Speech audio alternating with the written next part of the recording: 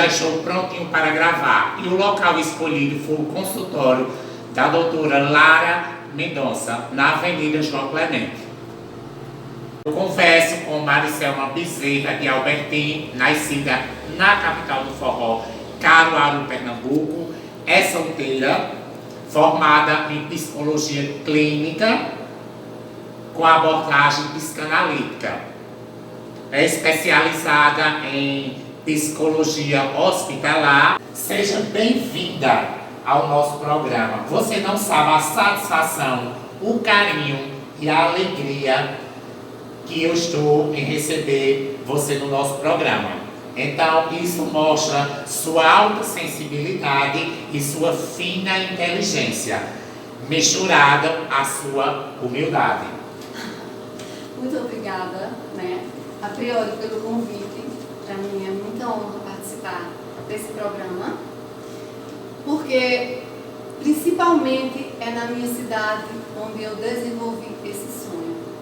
Há muito eu tinha um sonho e você fez parte desse sonho, você sabe do que eu estou falando, de ministrar meu atendimento para os menos favorecidos, porque, modéstia à parte, eu tenho uma sensibilidade muito aguçada. Eu desenvolvi essa sensibilidade com os meus pais na minha infância.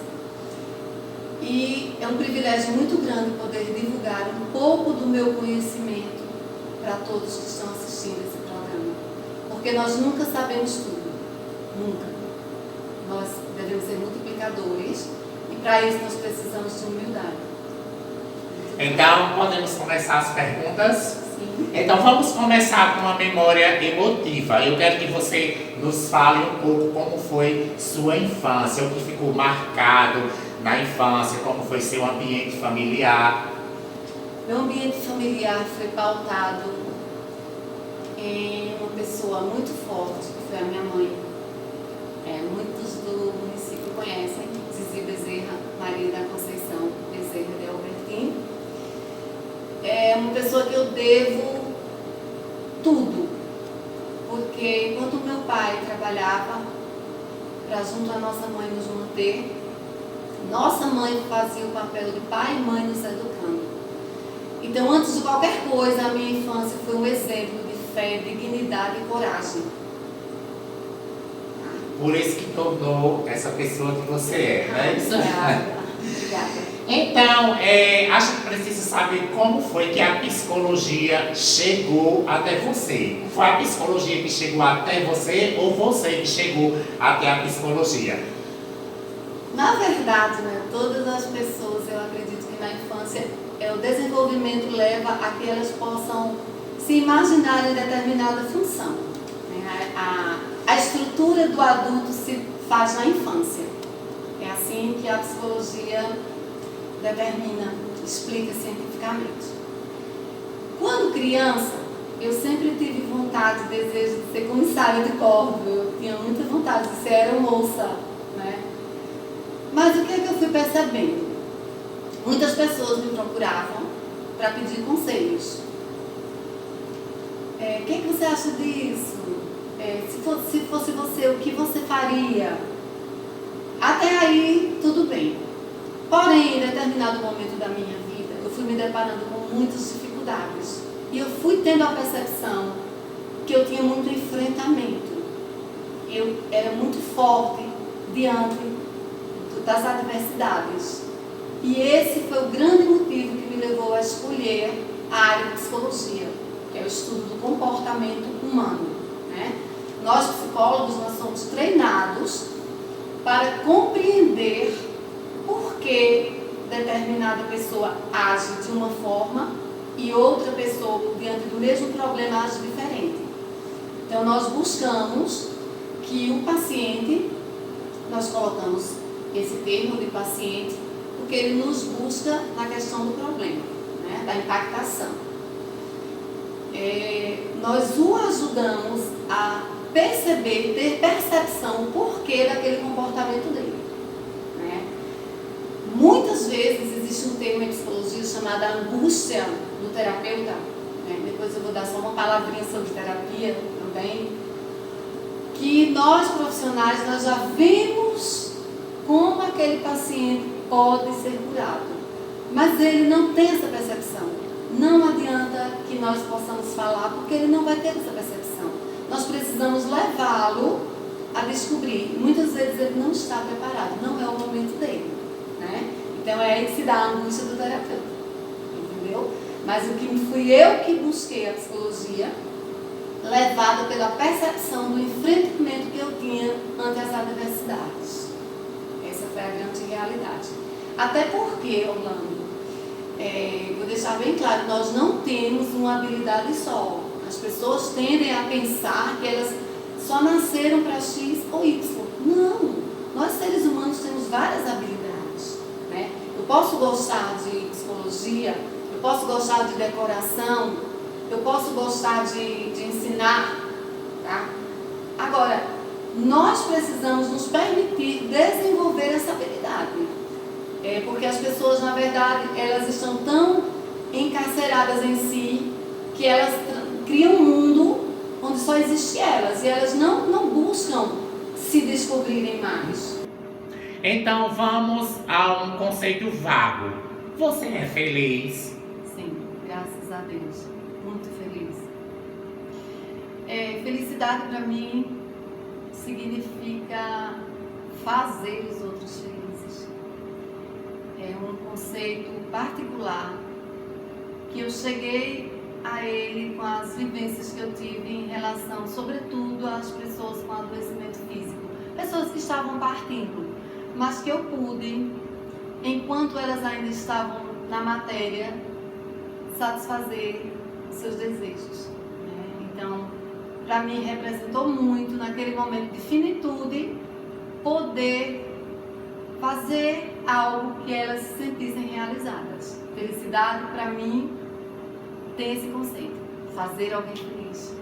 Se você me permite, eu gostaria de que você falasse um pouco sobre amores. Você tem? Você explique assim essa situação, que é uma curiosidade que todo mundo tem a respeito da questão psicológica. Vamos falar sobre amores. Amores particulares? Pode ser. Não, vamos falar no contexto geral. Então vamos pro geral.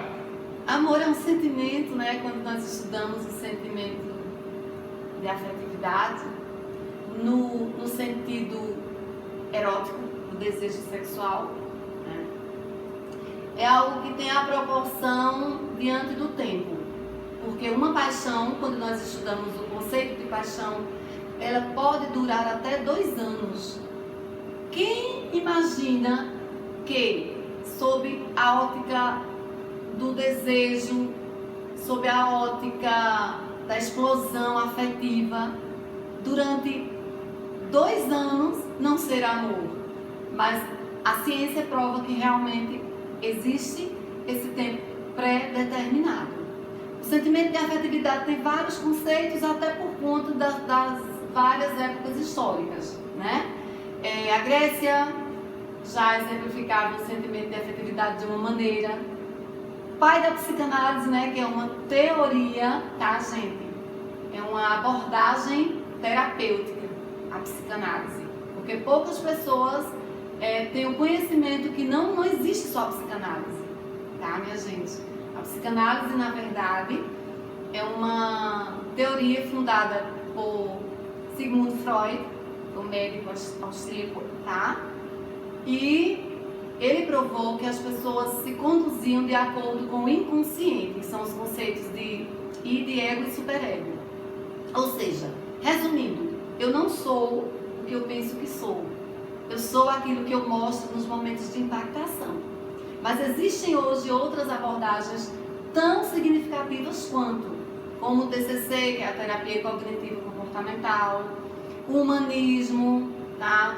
A teoria multifocal, que é do Augusto Cury, desenvolvida por Augusto Cury, e que é fantástica, né? Tem muito a ver com a quântica, com a física. Então, assim, cada caso é um caso, cada pessoa é uma pessoa diferente, né? Particularmente, né, o sentimento de amor, vamos falar de amor erótico, amor homem-mulher, tá?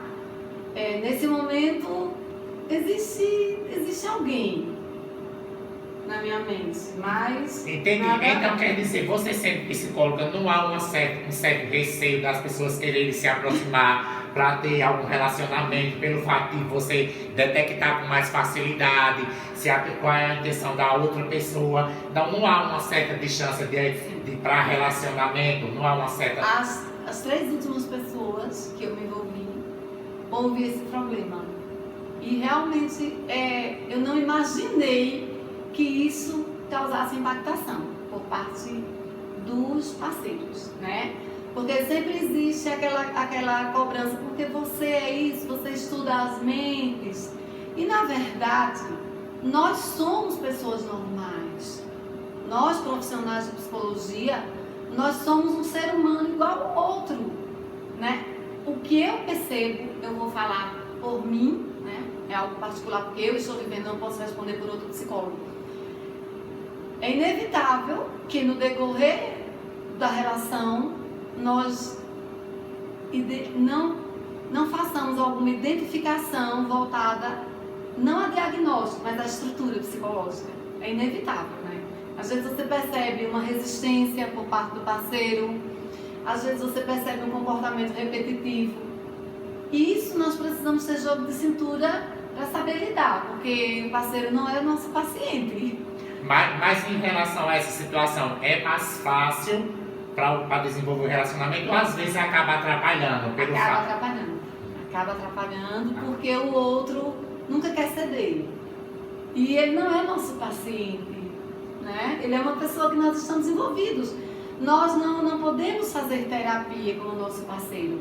Nós não estamos ali para analisar, estamos ali para viver. Para viver, né? Para sentir as emoções, né? Então, já que você falou que são pessoas normais igual a qualquer outra, claro, é óbvio que são. Então, eu queria saber que quando há uma desestrutura emocional, se vocês fazem terapia, com quem faz terapia e de que maneira vocês procuram sanar essa dificuldade, essa emoção. Da mesma forma que o paciente nos busca, nós também buscamos o respaldo em outros profissionais, né? É claro que, com conhecimento, nós buscamos o profissional sob respaldo da abordagem que se identifica com o problema. Por exemplo, comportamentos repetitivos. De alguma forma, digamos que um profissional busca sempre um parceiro com determinada característica.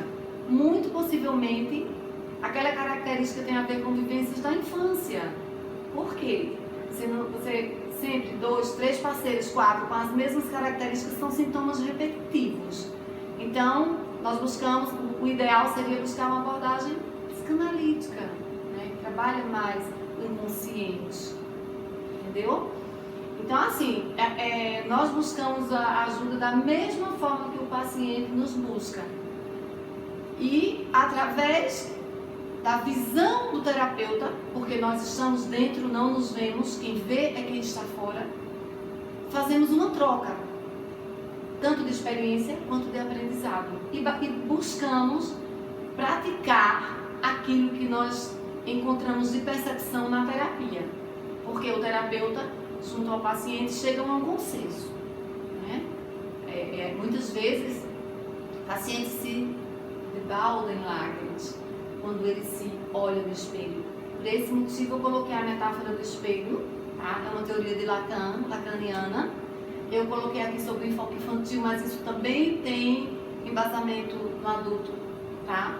Quando a gente se vê no espelho, realmente, quando a gente identifica nosso interior, muitas vezes nos, assustamos. Isso sou eu? Porque existem pessoas que elas adotam um comportamento, elas passam a viver uma vida que não é delas. E o que é que isso causa? É um processo chamado despersonalização.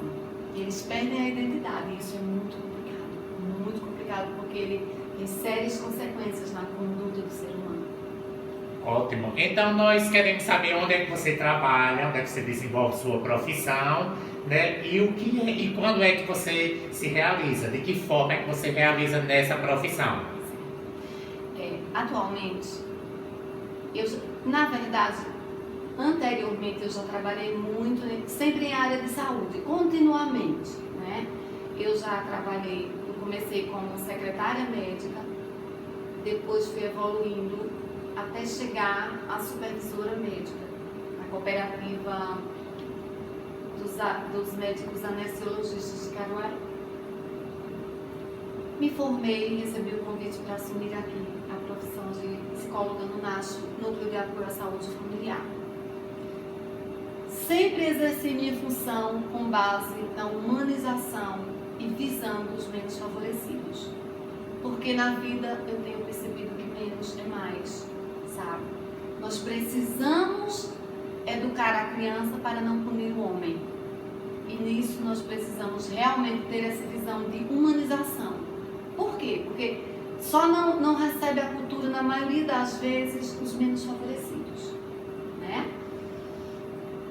Houve o processo de demissões, né? Muda o quadro político, a grade funcional também muda. Passei um tempo desempregada. Graças a Deus comecei a atuar no IESC, Instituto Educacional Santa Clara. É um colégio que foi fundado por minha irmã, Maricelsa. E há 25 anos, a passo de formiguinha, vem construindo sua história, sempre com base na qualificação do ensino. Essa é a verdadeira valorização do Instituto Educacional Santa Clara. Lá eu tive uma grande aprendizagem. Eu que estava habituada a um salário muito alto, me deparei a receber algo bem menor. E para mim foi muito, muito importante, porque eu pude praticar a minha humildade. Ali eu cheguei mais ainda à certeza que nós não precisamos de muito para ser felizes, nós precisamos somente fazer o outro feliz, sabe? É uma equipe unida, tanto que hoje eu fui convidada a fazer parte da equipe.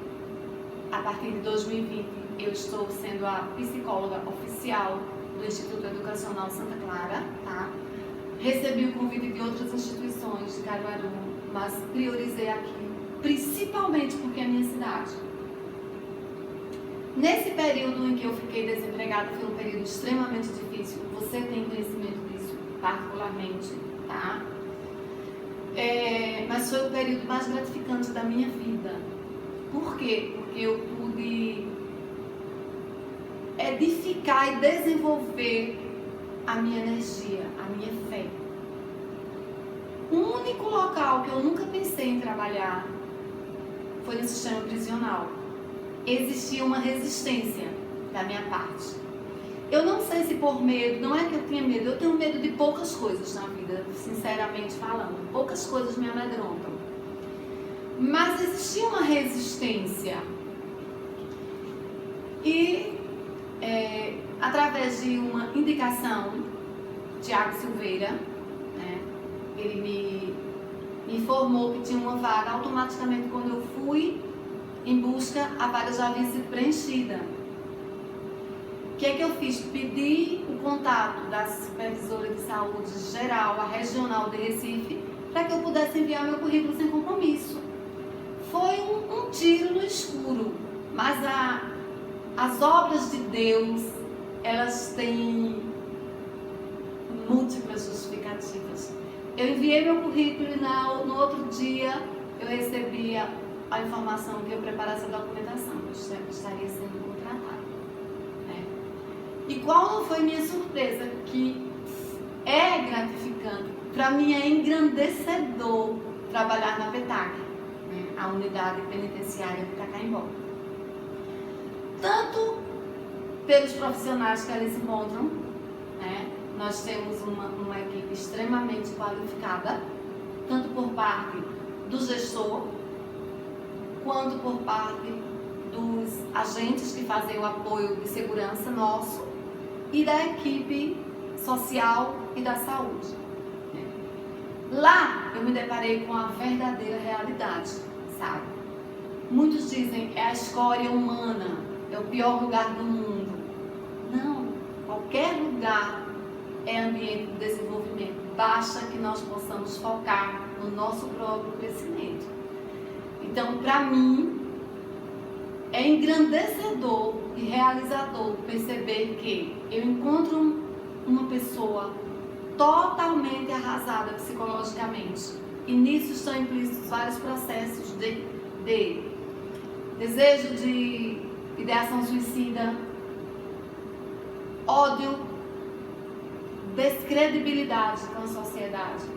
E quando você passa a fazer a escuta daquela pessoa, a escuta sobre um olhar clínico, sobre uma ótica de abordagem teórica, nós começamos a fazer um trabalho de reconstrução do ser humano, sobretudo numa unidade penitenciária, onde nos deparamos com várias estruturas psicológicas. Tanto pessoas imaturas, não são inocentes, são imaturas, quanto pessoas perversas, tá? Em uma unidade desse porte existem várias estruturas, mas a maior segurança que nós temos é o vínculo afetivo, não é arma, é o vínculo. Quando você perpassa a confiança a alguém, essa pessoa faz absolutamente tudo que você pede. Isso para mim é o mais gratificante, é a reconstrução do ser humano. Pronto, em meio aos seus atendimentos, as pessoas às vezes elas mentem, né? Elas não falam a verdade, mesmo a gente sabendo que tudo que é dito no consultório, em terapia, fica lá, mas as pessoas ainda elas omitem alguma situação. Isso acaba atrapalhando o trabalho de vocês?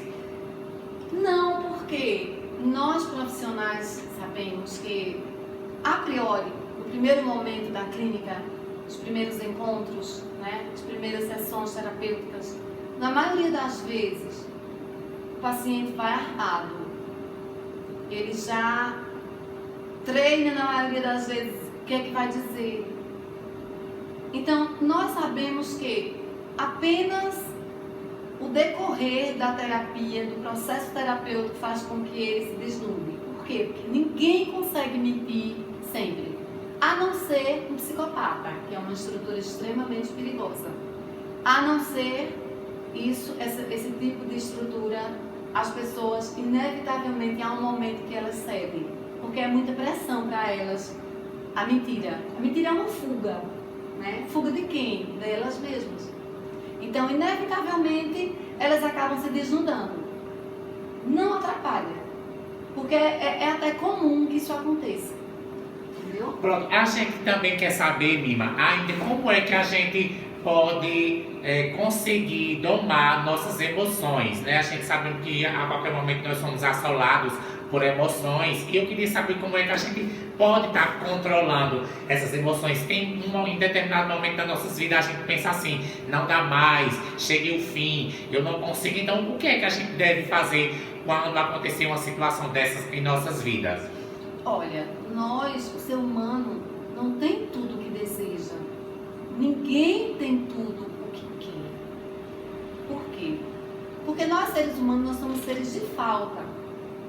Né? Nós sempre estamos em busca de algo. O que nós precisamos é nos adequar ao nosso real, à nossa realidade, sabe?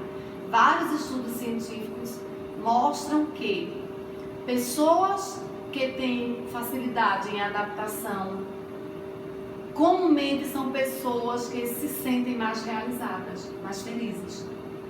Então, o grande X da questão é projetar a sua felicidade em algo ou em alguém.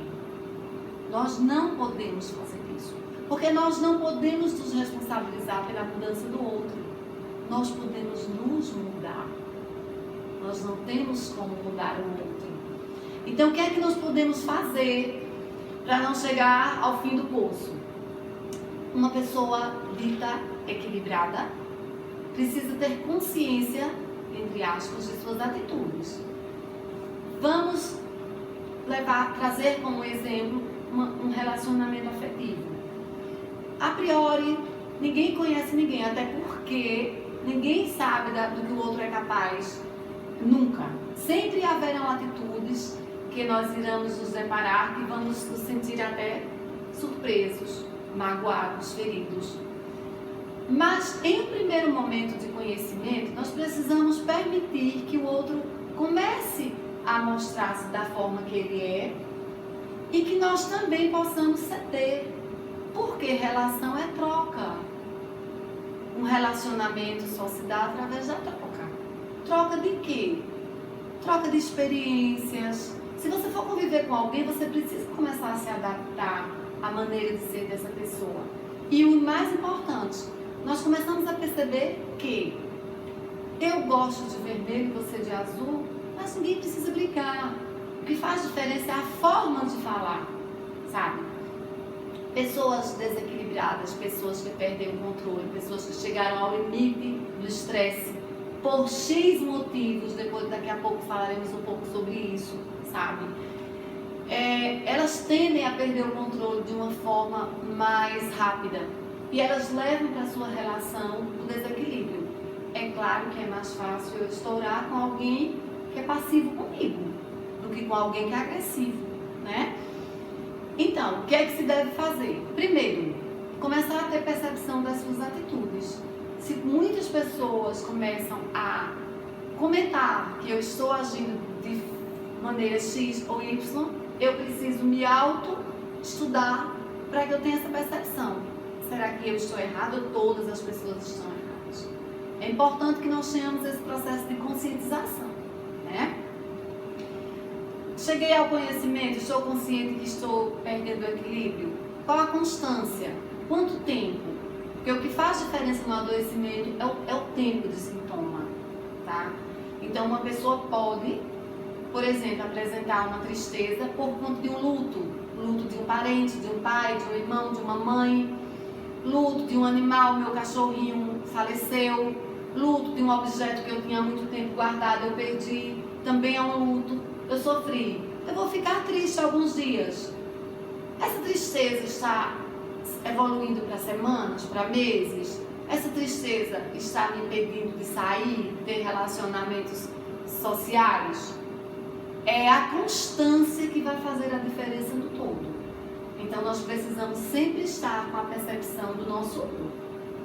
Se nós não estivermos com a percepção do nosso eu, nós poderemos chegar a um momento de extrema dificuldade, até de despersonalização.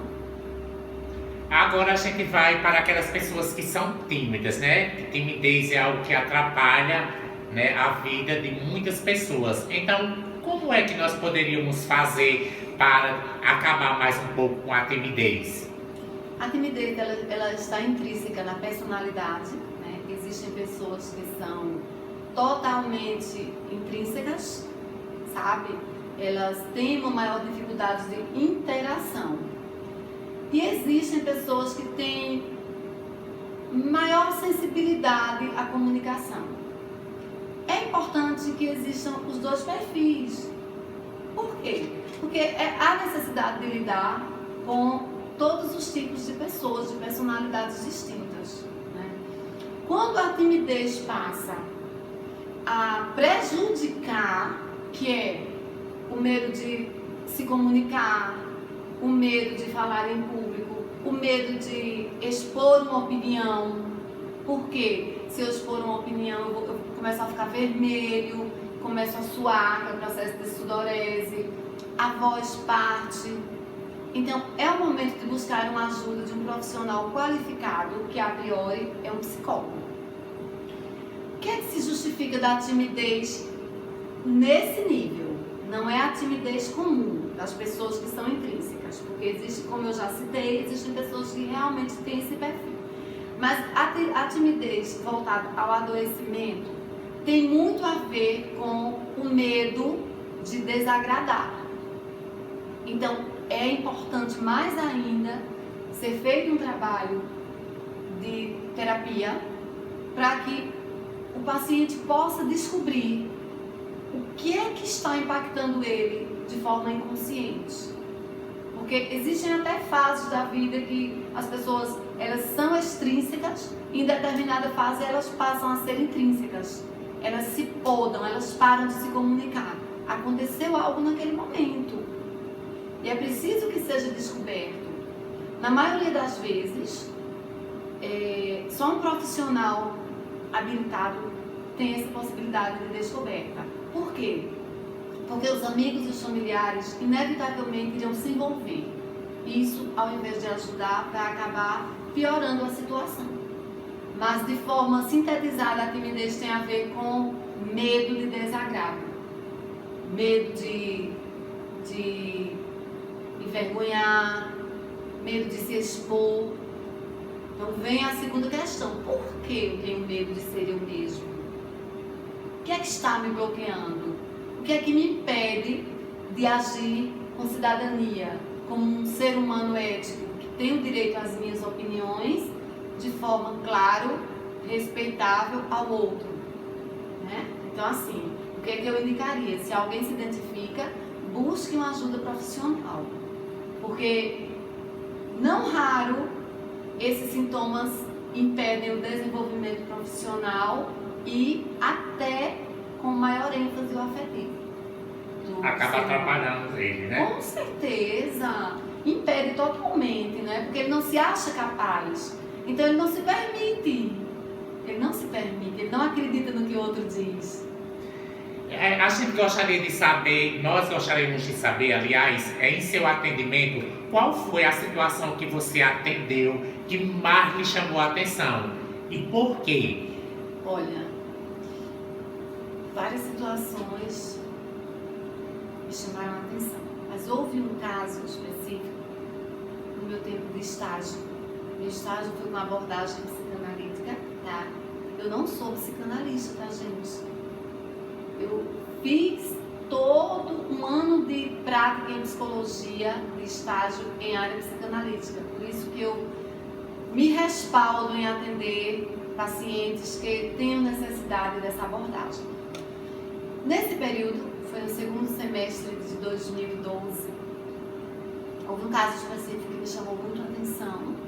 Uma adolescente de 14 anos foi levada para ser atendida por mim, né? E a primeira coisa que me chamou a atenção é que essa menina foi com o pai. A maioria das vezes quem leva sempre é a mãe. Ela era filha única, enfim. Para que haja o processo terapêutico, para que haja desenvolvimento, é preciso que o paciente se identifique com o terapeuta. Se não houver essa identificação, não há terapia. A terapia não flui, né? Então tem que ter a transferência. O que é a transferência? De forma inconsciente, o paciente identifica no terapeuta alguém da vivência dele positiva. Se for negativa, não há terapia. Essa menina, de imediato, já me identificou a tia dela. Eu já sabia que a terapia fluía, apesar que ela tinha dificuldade de verbalizar. Então, vamos começar a trabalhar com projeções, né? Ela era uma adolescente, 14 anos. Habitualmente nós trabalhamos imagens com o infantil. Mas, como existe a teoria dos sonhos de Freud, né? Então, ela tinha dificuldade em verbalizar. Vamos começar a trabalhar, então, os sonhos. Eu a questionei se ela sonhava e ela disse que durante um período da vida dela sonhava a mesma coisa. Exatamente a implicação, sonhos recorrentes. E ela não falava, ela não verbalizava. Então, o que é que eu pedi? Vamos desenhar? No desenho, que é que ela me traz no desenho, o inseto infantil Joaninha, no sonho era gigante, e o inseto matava a mãe dela. E ela salvava a tia, no lugar de salvar a mãe. Para mim, ficou claro que aquela criança estava querendo matar a mãe. Eu digo criança porque os sonhos foram recorrentes no período de 7 a 11 anos. E eu me impactei, eu preciso descobrir, né, por que essa menina, de forma inconsciente, quer matar a mãe. E no desenvolver da terapia, no sexto encontro, eu comecei a ter a percepção mais enfática que ela queria falar. E eu pedi, você quer falar alguma coisa pra mim? E ela me diz assim, você não conta pra ninguém? Aí eu disse, não conto, tem um código de ética que eu não posso contar.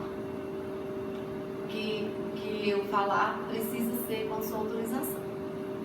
E ela me diz assim, eu fui abusada por meu avô. Nossa, aquilo me impactou muito, né? A priori, minha primeira imaginação foi, ela não sabe o que é abuso, né? Daí eu falei, você sabe o que é abuso? E ela, sim, sei. E ela me contou com detalhes o que aconteceu, né? Concluindo, dos 7 aos 11 anos, essa criança, a mãe a levava para ficar com os pais dela, né, com os avós. E essa criança foi abusada de manhã, no mesmo quarto que a avó dormia. Ela estava em uma cama sozinha e o avô de manhã foi pra cá. Essa menina só teve coragem de falar porque o avô havia falecido. E ela já tinha conversado com essa tia dela que parecia comigo, e a tia não a deixou conversar com a mãe porque a mãe achava ela achava que a mãe não iria acreditar. Então foi um caso que me marcou muito, porque muito possivelmente essa criança leva o trauma para a vida adulta, a vida sexual dela, né? Ela de imediato ela tinha horror a pessoas idosas, e foi um caso que eu levei para o conselho de psicologia. Eu tive que levar para saber como lidar, né? E essa menina ela ficou tão bem que ela chegou ao ponto de falar: mãe, você precisa fazer um acompanhamento psicológico. E a mãe fala para ela: não, quando tô louca, quer dizer, veja, quem estava doente? Né? Para mim foi o caso mais marcante. Houveram outros, mas esse foi muito marcante porque eu ratifiquei que o abuso acontece, na maioria das vezes, em casa, sabe? As pessoas ainda associam sexo com amor. Não é, gente. Sexo é biologia, sexo é estímulo. O corpo estimulado, ele reage, inevitavelmente. A prática do sexo erótico com sentimento afetivo é muito mais satisfatório, é muito mais gostoso. Mas isso não implica que a prática da sexualidade erótica sem afetividade não seja bom, tá? Nós gostaríamos ainda de saber por que as pessoas associam tanto terapia, acompanhamento psicológico com alguém que está em processo, como se estivesse em processo de loucura. Por que as pessoas têm em mente essa situação, essa cultura de achar que as pessoas estão loucas quando decidem se fazer terapia? Exatamente. É um processo de desconstrução a passo de formiguinha. Realmente, essa cultura vem já muito, que a psicologia é relativamente nova, né? A psicologia na antiguidade, ela era praticada na Grécia pelos professores, né? Então, assim, aquele trabalho meio de escuta. Tanto que Carl Rogers, que era um grande educador, né? Ele começou um trabalho psicológico na escuta. Ele percebeu que os alunos o procuravam muito para conversar sobre os problemas, e nesse processo, ao final, eles rendiam mais nas avaliações, né? Então, assim, desse processo educativo até o processo de saúde, né, onde Hipócrates, pai da medicina, também descobriu, veja, a antiga filosofia é a psicologia. O que é que ele descobriu? Que os pacientes, quando conversavam, se curavam de forma mais efetiva. Então, assim, as pessoas, infelizmente, associam loucura à psicologia por conta da medicação. Porque, na verdade, nós não medicamos, a não ser com fitoterápicos, né? Aqueles que têm a autonomia mental. Porque o que acontece? As pessoas esperam chegar ao adoecimento para buscar ajuda. Esse é o grande problema. Então, inevitavelmente, quando elas estão em processo de adoecimento mental e, na maioria das vezes, físico, porque há um todo, há uma impactação no todo. Se a minha mente está impactada de forma significativa, o meu corpo é comandado por ela. Então, é claro que meu corpo paralisa. Então, eu preciso de interação medicamentosa para que meu corpo volte aos poucos a funcionar, né? As pessoas associam porque elas deixam chegar ao adoecimento, somente por isso.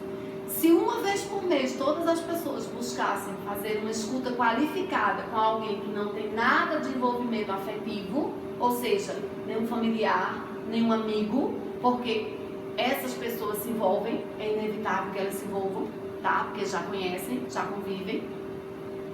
Se elas buscassem uma escuta qualificada, evitariam muitos problemas. Primeiro, que elas iriam aprender a refletir sobre as suas condutas. Eu só posso melhorar um comportamento analisando o que é que eu fiz e como foi feita essa conduta minha. Sendo inteligente, tendo a percepção que eu sou uma pessoa dita normativa, eu não vou repetir algo que me prejudicou, mas para isso eu preciso de alguém que me leve a esta consciência. E tem que ser alguém que esteja fora da minha vivência. Se for alguém que convive, essa pessoa também participa da minha conduta. Ela não vai ter respaldo para analisar de forma qualificada o meu comportamento. Então, o grande problema ainda é este. As pessoas associam terapia, análise, escuta psicológica à loucura, porque as pessoas que buscam essa ajuda já estão em processo de adoecimento. O certo é que elas buscassem antes de adoecer. É prevenir para não remediar. Seria o ideal. Então, hoje o nosso programa recebe ela, Maricelma, que é psicóloga, que está abrindo recentemente seu consultório aqui em nossa cidade. Então, vamos continuar as perguntas. Segundo Augusto Cury, ele diz que a psicoterapia não deveria ser apenas um processo de tratamento de doente, mas também um processo de pensadores. Você concorda? Nos explique essa situação, essa diferença. Concordo profundamente. Inclusive, tenho muito respeito pelo Dr. Augusto Cury, médico psiquiatra, professor, Tinha que ser professor, gente? Para mim, o profissional mais importante da vida é o professor, porque todos os demais passam pelo seu conhecimento. Augusto Cury, fundador da teoria multifocal, que é o processo do desenvolvimento do pensar, tem muito a ver com a física quântica, Eu sou extremamente fã da física quântica. Cada vez mais eu vejo que tem sentido o que ela postula, até porque é ciência. As pessoas, fazendo uma ponte com o que eu falei anteriormente, deveriam, antes de se submeter à terapia por um processo de adoecimento, habituar a pensarem sobre sua conduta, refletirem acerca dos seus próprios comportamentos. Acredito que isso tem muito a ver com esta fala do Augusto Cury. Por quê? Porque as pessoas, na verdade, elas são muito moldadas pela educação que receberam a se comportar de acordo com o que todos pensam e o que todos desejam. E elas, cada vez mais, elas vão anulando os seus próprios desejos. Não é esquecendo de si, é anulando. E o processo de anulação causa o quê? Adoecimento. Eu preciso ser a pessoa que eu sou. Intrínseca, extrínseca, tímida, alegre, divertida, explosiva. Eu preciso, de alguma forma, expor a maneira que eu me realizo. É claro que nessa exposição eu preciso trabalhar os meus déficits, que é o meu lado negativo. Que todas as pessoas têm possibilidades de mudança, tá, gente? Vocês nunca esqueçam isso. Eu não consigo mudar, consegue. Todos nós conseguimos mudar. Basta para isso que a prática seja efetiva. Foco, prática, conduta. A prática é que faz a perfeição. No início será difícil, porque todo processo de mudança precisa de um tempo de adaptação. É como pintar o cabelo de loiro, alguém que tem escuro ou alguém que tem loiro, o contrário, sabe? A primeira atitude é se estranhar, mas deixa um tempo de adaptação, nós vamos conseguindo equilibrar aquele lado mais difícil e nós conseguimos a constância da conduta. E lá na frente, nós não erramos mais por conta de tanta prática, entendeu? É isso que ele traz nessa frase. As pessoas não devem buscar a psicoterapia somente no processo de adoecimento, porque a reflexão de seu comportamento contínuo essa reflexão gera a mudança. Porque refletindo eu vou começar a ter percepção de onde eu estou sendo negativo para mim mesmo. Não é onde eu estou errando. É o que é que está me negativando. Se está negativando, não é positivo. Né? Eu costumo dizer sempre isso. O que é que eu faço para descobrir o que eu gosto? Me faz bem? Se lhe faz bem, é muito fácil a identificação. Então vamos lá, continuando, né? O papo tá super bacana, né? A gente fica assim encantado, né, com o seu desenvolvimento, né? Quando parte para as questões psicológicas, é algo que sempre a gente tem algo a aprender. Então a pergunta agora é a seguinte: por que nossa sociedade ela anda tão competitiva? As pessoas querendo mostrar que é mais bonito, que pode mais. Então, por que hoje em dia tudo está se tornando uma competição? E por que a sociedade está tão competitiva? Olha, eu vou fazer uma ponte nessa resposta também com a questão do suicídio, o índice de suicídio que está muito alto, tá? E como tem a ver, eu já vou fazer uma ponte para que as pessoas de alguma forma possam compreender de forma sintetizada. Então aproveite lhe interrompendo e faça também uma ponte, dando continuidade para que a gente entenda a necessidade das pessoas quererem tudo no mundo estar postando. Por que que há essa necessidade de tudo ter que se postar? Então aproveite e faça uma ponte, um texto só. O que acontece, gente? Os índices demográficos em relação a vários fatores sociais estão contribuindo para um desequilíbrio emocional de forma contundente. Por exemplo, nós estamos com 12 milhões de desempregados. Acho que é isso, é um pouco mais, né? Ou 13, algo assim. Quando a gente vai ver essa associação, nós podemos ver que, se há 12 milhões de desemprego, quantos familiares, quantas pessoas estão sofrendo privações? A sociedade vive de quê? Do capitalismo. A nossa sociedade brasileira, tá? O que é capitalismo? É consumo, né? Nós vivemos de consumir. De outra visão mais realista, quem mais consome, quem mais tem poder de consumo é quem se destaca mais. Por quê? Porque está gerando renda, né? Tem a ver o que isso com valores particulares. É por isso que no início dessa entrevista, o que é que eu citei? Nós precisamos de bem pouco para ser felizes. Por que eu digo isso? Porque eu conheço pessoas que têm um poder monetário muito alto, foram desenganadas de câncer. E essas pessoas dariam tudo o que tinham para serem curadas fisicamente. Então, aí nós nos deparamos com o valor real, que é o quê? A vida, a paz do espírito, né? Então, a sociedade torna-se competitiva no momento que ela, quanto mais ela consome, mais ela tem respeito. Quanto mais eu tenho poder de consumo, mais eu sou respeitado pelo capitalismo. Por quê? Porque me rende mais. Só que é um poder fictício. É um poder falso. Por quê? Porque automaticamente, quando eu paro de ter o poder de consumo, quando eu não tenho mais dinheiro para comprar, eu sou descartável. Nunca se viu uma sociedade com uma liberdade sexual tão completa e tão infeliz. Nós estávamos estudando isso semana passada lá na minha unidade.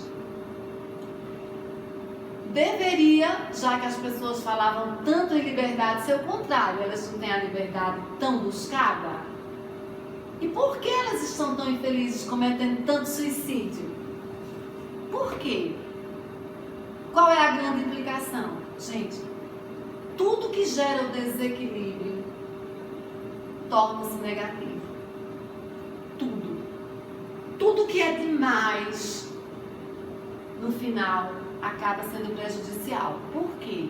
Porque nada funciona mais nem menos, ela funciona no parâmetro de equilíbrio. E nisso está implícito, sobretudo, as relações afetivas. Até o dito sentimento de amor, quando ele é exacerbado, quando ele é demais, ele se torna um amor doente. Seja um amor voltado à afetividade homem e mulher, seja um amor mãe-filho.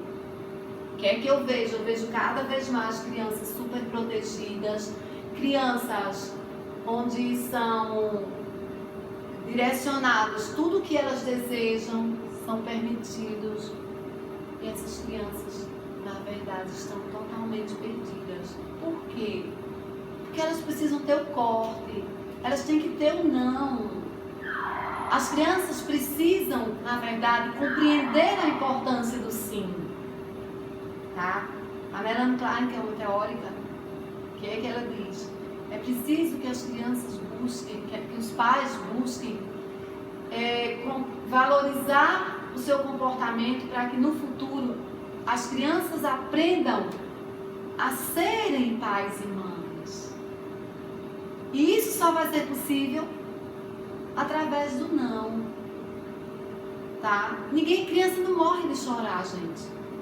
A não ser, você tem que investigar se aquele choro vem de alguma dor, algum adoecimento, ou se é somente um mecanismo de birra da criança. Porque criança manipula melhor que adulto, tá? Para quem não sabe, fique sabendo. Quanto a criança chorar, porque ela vai chorar, porque eu sempre dou o brinquedo, deixa ela chorar, ela vai cansar de chorar, ela dorme. Não tem nada não, é bom, é importante ela compreender, porque o pulmão dela vai funcionar melhor. Entendeu? Então assim, o que é que acontece?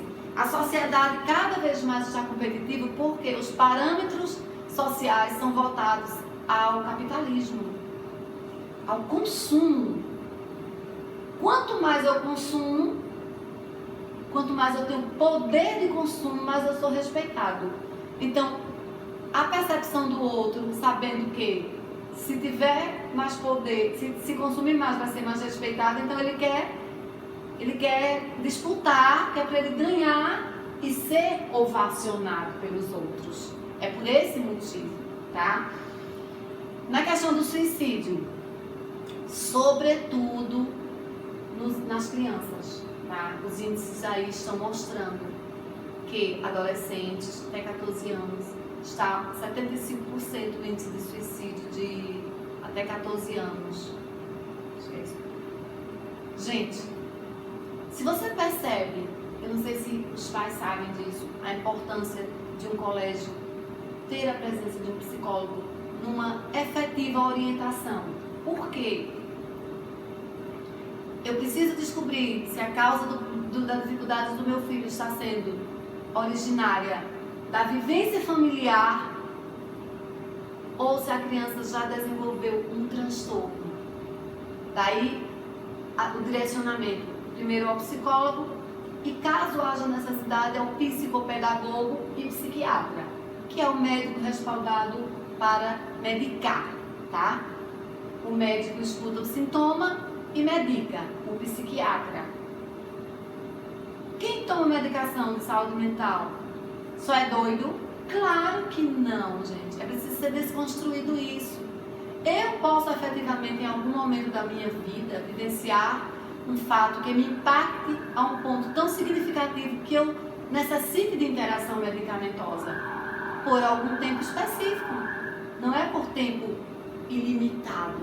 E se for, se eu preciso dessa medicação para sobreviver, por que não fazer uso? A mesma coisa é um paciente cardiopata, a mesma coisa é um paciente de urologia, um paciente com implicação no rim. São pessoas que precisam de medicamentos, são pacientes crônicos, mesmo que não seja de um câncer, mas são pacientes crônicos, porque precisam do medicamento para sobreviverem, né? Então, assim, é importante que as pessoas passem a policiar o comportamento de si e dos seus filhos. Quais os valores que eu estou passando para os meus filhos? Eu estou passando valores baseados no monetário? Se eu estou passando valores baseados no monetário, o meu filho vai crescer com esses valores e quando ele não tem, ele não vai ter sempre, porque o mundo não é dele, ele vai se deparar com a frustração. A grande causa do suicídio é a frustração. É você não lidar com o que você não tem, com o que você não pode. Então é importante que a criança, desde cedo, aprenda a lidar com a frustração. O pai da criança faleceu. Não deixa ver não, porque é pequeno. Cadê papai? Papai foi morar no céu. Não digam isso, gente. A criança vai cometer suicídio para ir morar no céu com o pai. Tá? Antes, mostre a imagem da matéria sem vida, para que a criança passe a aprender a lidar com o processo de perda. Ela tem que se deparar, porque a única coisa certa da vida é a morte física, é a finitude. É preciso que possamos aprender a lidar. E nesse processo, a responsabilidade é de quem faz o papel da família. Não estou falando diretamente dos pais biológicos, não. Hoje a figura da família está implícita na pessoa que cuida, tá? Não é mais o pai que é mantenedor, o pai que é casado com a mãe, não. Hoje a figura da família é a pessoa que educa. Pode ser em um orfanato, pode ser em um lar comum, pode ser em um lar adotivo. Então este papel compete à pessoa que está fazendo o papel de pai e mãe. Mostrar às crianças a finitude, as frustrações, porque ela não vai ter tudo. Quando ela se depara com algo que ela não consegue lidar, o que é que ela faz? Ela quer fugir daquele processo de sofrimento com a morte. É isso que acontece. Entendeu? Então, só para ficar esclarecido, a questão da competição em relação às redes sociais é o poder, né? Querer mostrar que as pode. redes sociais, na verdade, eu identificaria mais como nesse sentido específico, a exposição exacerbada do poder, isso. Bem como aquelas pessoas que mostram intenso sofrimento ou que falam demais, de forma ansiosa, sem limitação, são pessoas que estão claramente mostrando que precisam ser ouvidas. Elas estão mostrando ali que elas querem ser escutadas, né? A questão da exposição exacerbada, eu estou falando, nós estamos falando aqui no contexto de desequilíbrio, porque tudo que é demais está fugindo do equilíbrio, né? Então o que acontece? Se eu exponho minha vida a cada segundo em uma rede social, eu não estou tendo percepção da periculosidade que eu estou repassando. Eu estou passando o meu caminho para que outras estruturas tenham conhecimento e possam me usar como mecanismo de brinquedo, tá? Então, assim, antes de mais nada, a exposição exacerbada é um sintoma. Eu mostro aquilo que eu quero aparentar, mas na verdade eu estou mostrando que eu quero ser escutado. Eu preciso ser trabalhado naquilo que eu estou levando. Então, se eu posto sempre, de forma continuada, sem limite, gêneros de modismo com alto valor, o que é que na verdade eu estou querendo mostrar? Que eu tenho poder de compra, que eu posso pagar por aquilo. Se eu mostro continuamente que estou doente, que estou sofrendo, que estou fazendo tratamento de X ou Y, mas isso é uma coisa muito contínua, eu estou mostrando que na verdade eu quero que alguém me cuide, tá? Porque comumente pessoas que se expõem referente a adoecimento, as pessoas se solidarizam. Então eu estou mostrando que eu quero ser cuidado. Então, por exemplo, esses pacientes, a gente não pode passar a mão, nós precisamos de alguma maneira dar um choque no real, né? Para mostrar a ele que ele já tem muitos valores com o que agradecer. Ele não precisa, na verdade, se expor tanto. É assim que funciona. Então vamos mais uma curiosidade. Eu queria saber em relação ao que é que a psicologia diz em termos de relacionamento, seja entre homem e mulheres e mulheres. O que é que a psicologia fala a respeito dessa situação? Olha, existem várias abordagens teóricas, né, que tratam sobre esse tema específico. Algumas delas justificam que o lesbianismo, que é o homossexualismo feminino, dá-se em pessoas que tiveram a ausência feminina da mãe, ou seja, crianças que foram educadas sem cuidado materno. Por exemplo, uma mãe que não estava preparada para ser mãe, que ela não teve percepção. Porque mãe, em síntese, significa o quê? Cuidar. A criança já no útero, ela já é totalmente incubada. Quem faz isso? A mãe, né? O pai insemina a semente, ele põe a semente. O homem, né? O gênero masculino, nós, em se tratando de gênero, nós só temos dois, o masculino e o feminino, né? Hoje existem os trans, né? Que são aquelas pessoas que querem mudar o gênero sexual. Eu tenho total respeito, porque eu conheço várias pessoas que, na verdade, são almas de um em corpo de outro. Então, assim, é muito sofrimento para esse ser conviver com algo que eles negam. Enquanto profissional, eu entendo, eu compreendo perfeitamente. Então, sob essa ótica, alguns justificam no lesbianismo feminino, que é a ausência materna, tá? Outra abordagem diz que, outras abordagens, né? Pessoas que se identificam com água são mais voltadas ao feminino e com mato mais ao masculino. Então, filhos que se identificam mais com os pais, com o homem, gostam mais de verde, de plantas. Que se identificam mais com o mar, gostam mais do feminino. Por quê? Porque a água tem a ver com o líquido amniônico. Outras abordagens teóricas dizem que o homem, ao nascer, ele escolhe a estrutura que deseja desenvolver, porque até os 17 anos, o adolescente, esporadicamente, ele pode provar os dois gêneros. Ele pode se relacionar com um e com o outro e depois ele identificar aquele que ele mais se identifica.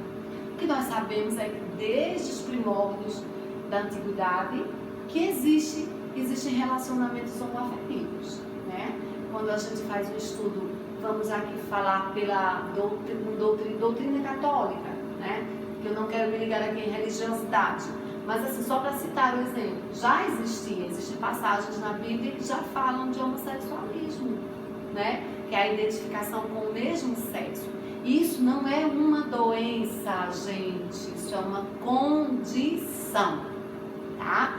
As pessoas já nascem condicionadas.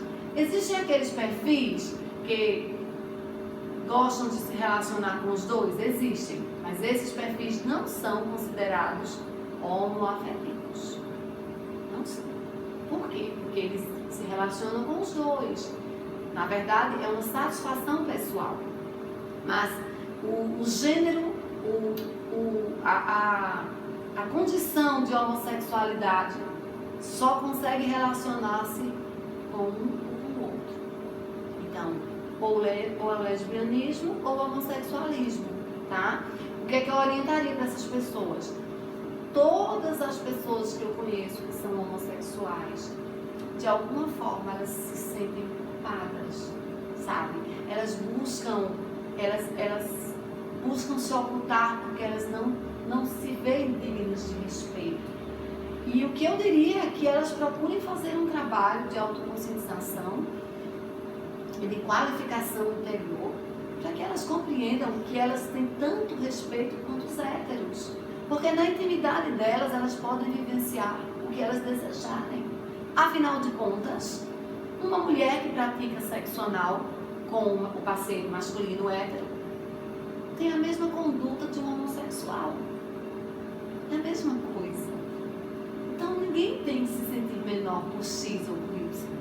O preconceito vem do próprio homossexual. E quando eu não me vejo capaz, eu começo a me comportar como alguém incapaz de receber valores. Essa conduta perpassa para os outros e as pessoas também passam a me tratar sem respeito. Mas veja, tudo começa comigo. Então é importante a autovalorização, é importante a autoestima, não no sentido de ego inflado, de autossuficiência, de arrogância, mas no sentido de respaldo, de imponência. Nós precisamos nos impor. Por quê? Porque nós somos cidadãos. Gênero masculino, feminino, condição homossexual, lésbica, todos somos pessoas que temos cidadania. Então, a única responsabilidade que nós temos é ter ética perante o social. Uma pessoa dita normativa não vai manter uma relação sexual em praça pública, nem homo, nem hétero, porque não há necessidade de chocar. E o sexo, em síntese, ele choca, porque o sexo, a prática da sexualidade tem um quê de agressividade. Não à toa, alguns estudos mostram que sociopatas se tornaram após vivenciarem determinados traumas sexuais. Por quê? Não à toa, né? Então, nós estamos aqui nesse papo maravilhoso, né? Nós passaríamos muito mais tempo, mas o diretor já está aqui me lembrando a hora, né? Então, antes de encerrar, eu gostaria de saber que você nos explicasse a diferença que existe entre pessoas boas e pessoas ruins, que a gente sabe que no mundo existem esses dois tipos, né? Existem pessoas excelentes, maravilhosas, porém existem também pessoas que são más ao extremo. A gente fica se perguntando de onde é que se vem tanta maldade. Então, seria bom que você tentasse nos explicar essa diferença entre bem e mal que existe no nosso mundo. Olha, o comportamento humano, ele se edifica com o meio. O que acontece? A priori, ninguém nasce mal, ninguém nasce ruim. Ele desenvolve essa característica, né?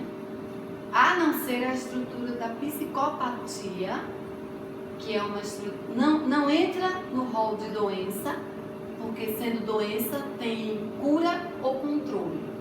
E a psicopatia, que é a estrutura que tem ausência de emoção afetiva, essa é a grande característica do psicopata, por isso é tão difícil reconhecê-los, quase ninguém consegue.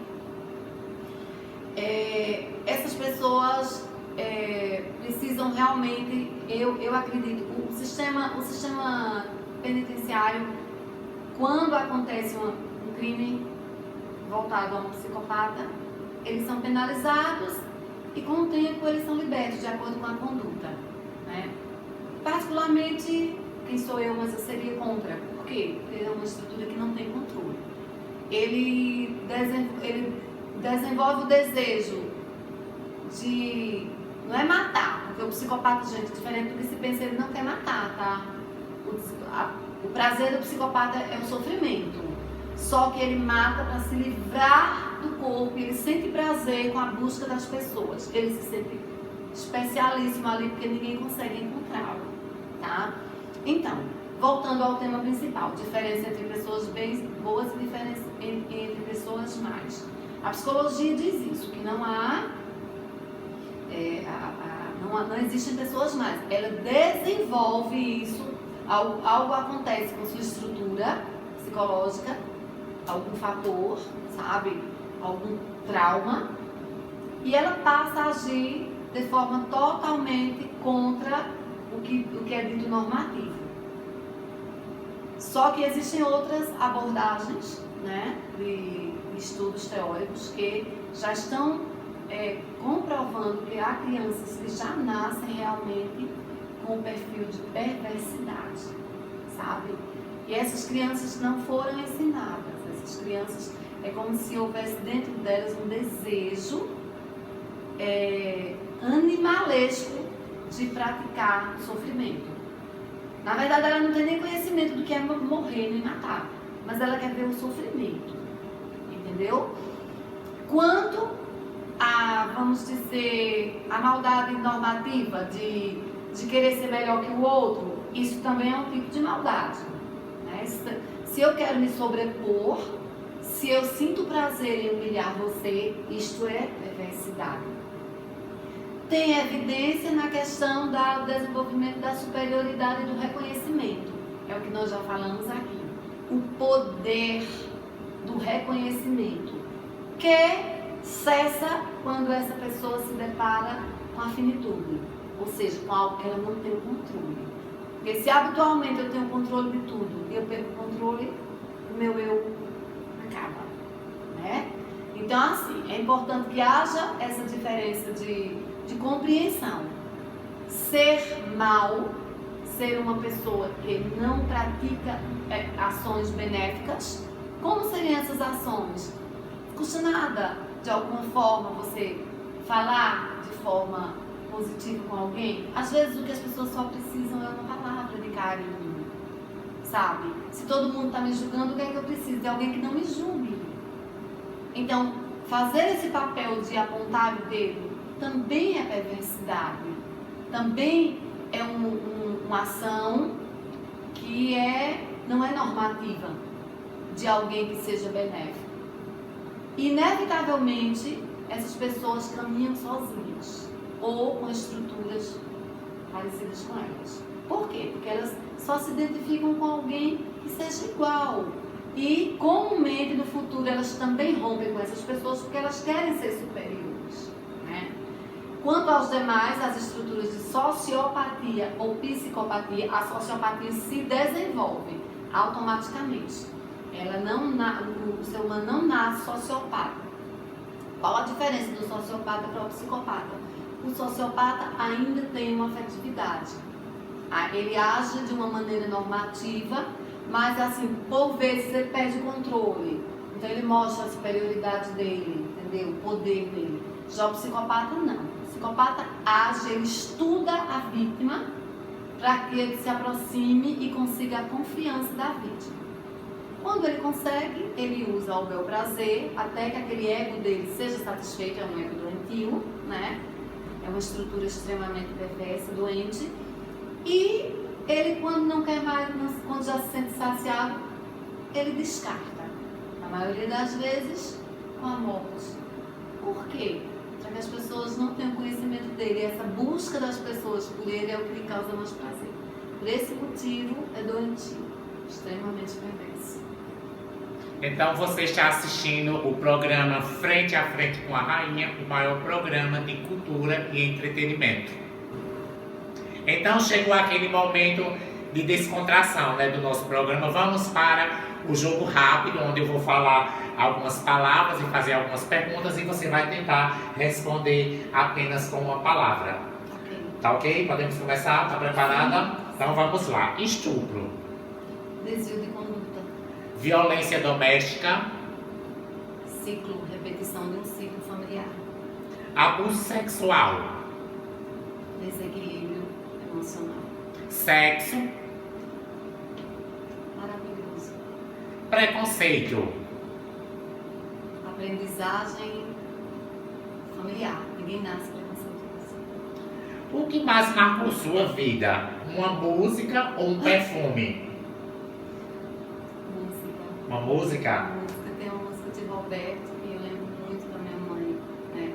Eu nem sei o título, mas assim, muitas vezes, quando eu estou sozinha, eu passo a refletir sobre ela e os valores da minha mãe foram muito positivos, né? Então tem muito a ver com essa música, que é revendo a casa com varanda, muitas flores na janela, minha mãe lá dentro dela me dizia com um sorriso, mas na lágrima um aviso, pra que eu tivesse cuidado na partida pro futuro.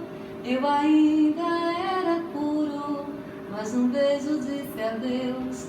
Então assim, tem muito a ver com toda a ética, todos os valores positivos que eu recebi.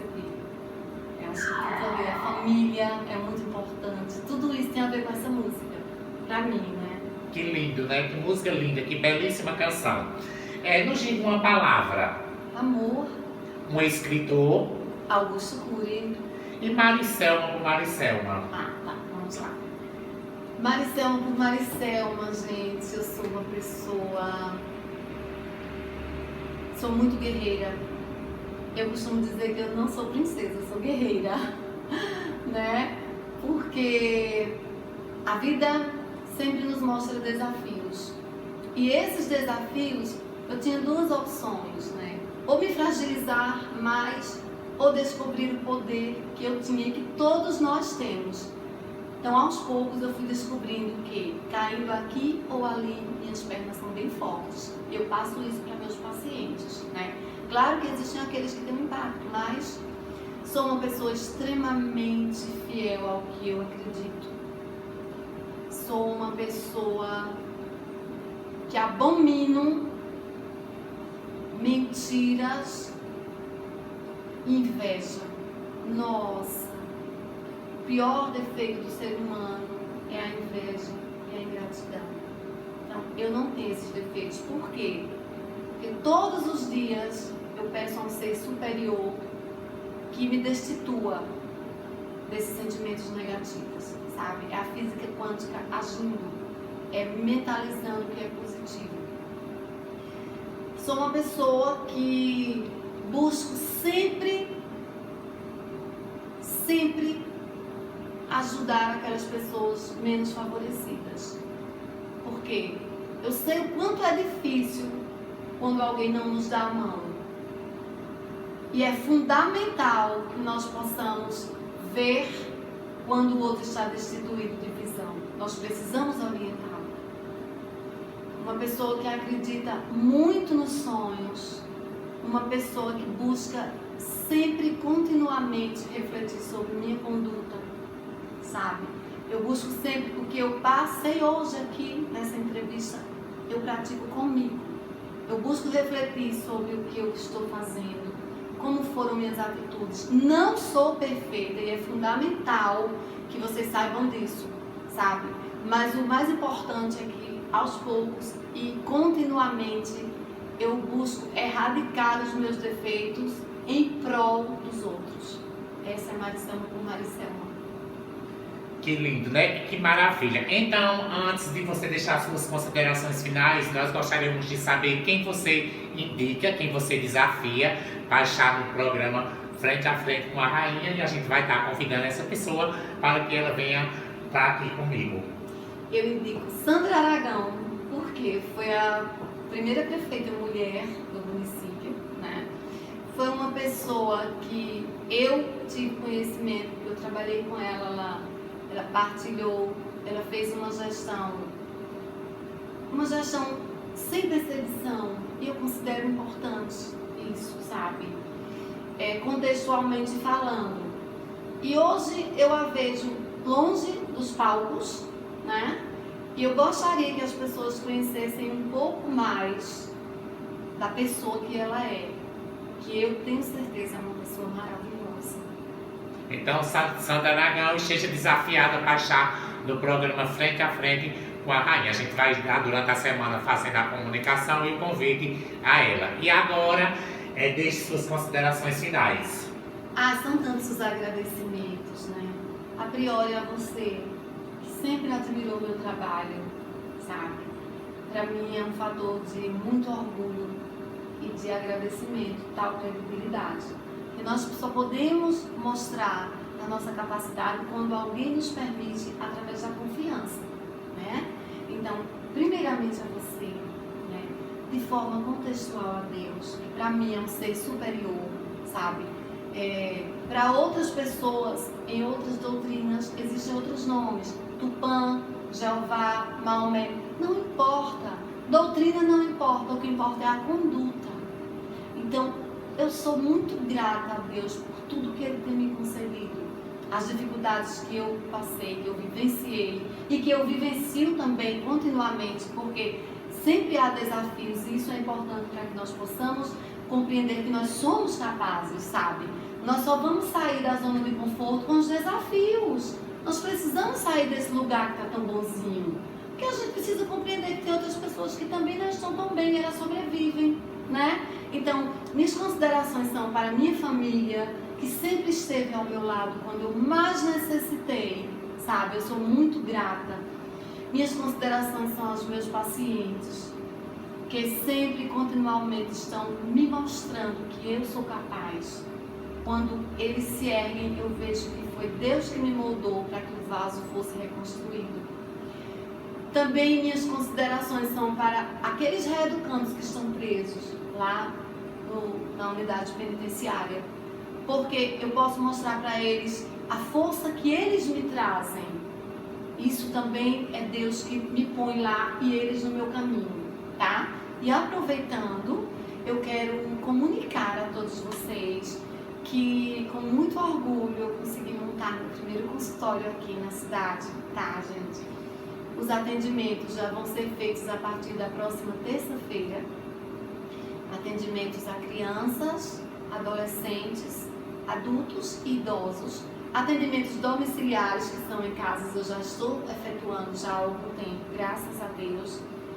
E vocês, ao final, vocês poderão ter conhecimento do número que poderão agendar. Eu sei do poder monetário do município, eu estou me preparando também para atender em Caruaru a partir do mês que vem. Eu, graças a Deus, recebi um convite e também efetuarei atendimentos lá, já tem pessoas ligando para esses atendimentos. E aqui vocês vão encontrar um ambiente específico, a selfie, para que vocês possam se sentir motivados a se olharem de frente. Não tenham medo, não tenham vergonha, tá?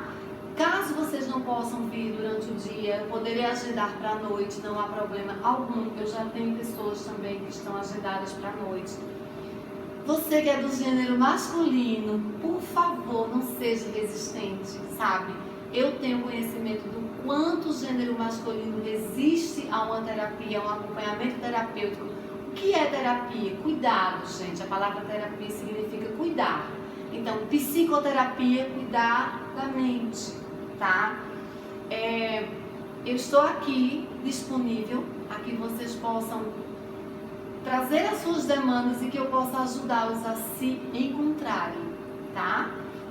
E também, como eu já falei anteriormente, estarei o ano que vem fazendo um trabalho no IESC, no Instituto Educacional Santa Clara, né? Um trabalho com as crianças, com os professores, com os familiares, para que vocês possam ter percepção do sofrimento que pode levar uma criança ao adoecimento. Muito obrigada por tudo, sabe? A Deus, a doutora Lara Mendonça, que é a dona dessa clínica, que é uma pessoa ímpar, é uma pessoa maravilhosa, sabe? Se eu fosse citar nomes, eu não teria como lembrar todos, porque muitas pessoas continuamente têm estado comigo nessa caminhada. Então, assim, minhas considerações finais são de forma uníssona a Deus, porque cada acontecimento da minha vida houve um significado, e só hoje eu compreendo. Muito obrigada. Então, em nome do programa, né, frente a frente com a rainha, eu lhe agradeço, né? Desde o início que eu fiz o convite, ela de imediato já aceitou, né, com o maior carinho, e assim, eu peço licença ao meu público para me dirigir a ela, porque eu fiz terapia com ela e de lá pra cá a minha vida só evoluiu, né? Só nós dois sabemos e Deus o quanto eu evoluí, onde as pessoas ultimamente elas me perguntavam de onde era que eu tinha mudado tanto, por que eu tinha evoluído tanto, através da terapia que eu fiz com a psicóloga. Então faça a terapia, é maravilhoso, é um momento que todo ser humano deve ter em sua vida, é algo muito grandioso e simplesmente maravilhoso. Então eu que lhe agradeço do fundo do meu coração, com essa pessoa maravilhosa que você é. Eu quero entregar assim a lembrancinha do nosso programa, né, que tem um patrocínio do Cyber Supernet, né? Muito obrigada ao Cyber. E essa lembrancinha para você guardar, tá bom? Obrigada. Adorei. E aproveitando o momento de agradecer, se você ainda não se inscreveu no nosso programa, se inscreva no nosso programa, deixe o like, ative o sininho para você estar recebendo todas as notificações e estar acompanhando todas as entrevistas. Essa entrevista, entre outras, está no blog, né? No blog da Caimbó, e você pode também assistir através da página Brasil Multivídeo. Então, muito obrigado a todos vocês pelo carinho, pelo acompanhamento e por ter nos assistido. Aguarde as próximas entrevistas. Um beijão para todos vocês e até a próxima, se Deus quiser. Tchau. Beijo.